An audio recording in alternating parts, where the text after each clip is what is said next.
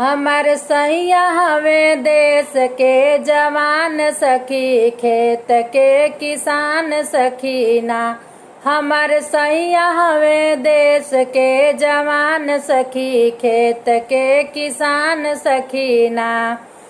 किसान सखी ना हो, किसान सखी ना, किसान सखी ना हो, किसान सखी ना। करी केतना उनके गुण के बखान सखी, गाँव के किसान सखी ना। करी केतना उनके गुण के बखान सखी, गाँव के किसान सखी ना।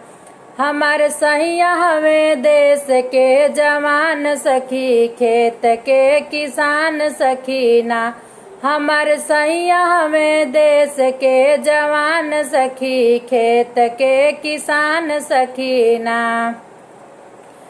ड्यूटी आपन निभावे बैरी देश के भगावे, ड्यूटी आपन निभावे बैरी देश के भगावे, बैरी देश के भगावे, बैरी देश के भगावे।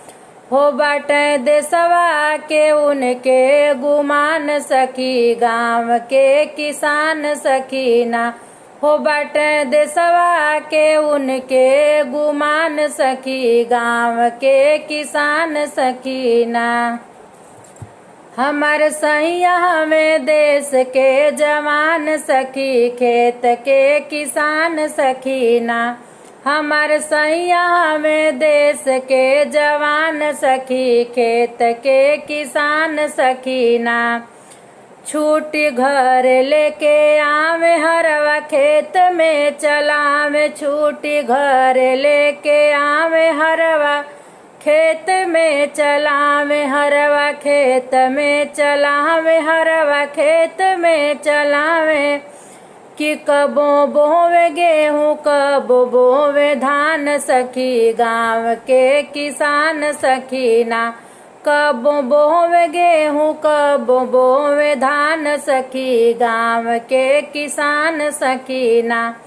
हमर सैया हवे देश के जवान सखी, खेत के किसान सखी ना। हमर सैया हवे देश के जवान सखी, खेत के किसान सखी ना।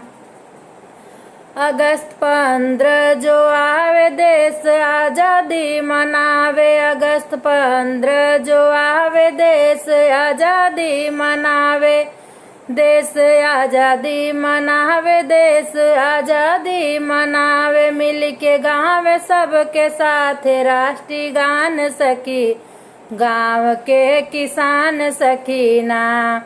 मिल के गाँव सबके साथ राष्ट्रीय गान सखी, गाँव के किसान सखी ना। हमर सैया हवे देश के जवान सखी, खेत के किसान सखी ना।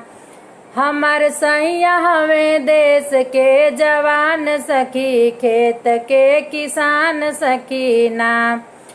कीड़ा लागे से बचावे मान माटी के बढ़ावे, कीड़ा लागे से बचावे मान माटी के बढ़ावे, मान माटी के बढ़ावे, मान माटी के बढ़ावे।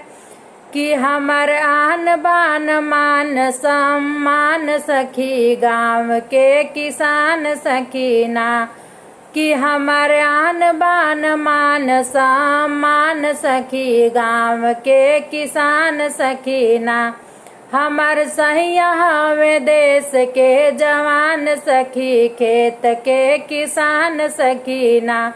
हमर सैया हवे देश के जवान सखी, खेत के किसान सखी ना। किसान सखी ना हो, किसान सखी ना, किसान सखी ना हो, किसान सखी ना। करी केतना उनके गुण के बखान सखी, गाँव के किसान सखी ना। करी केतना उनके गुण के बखान सखी, गाँव के किसान सखी ना।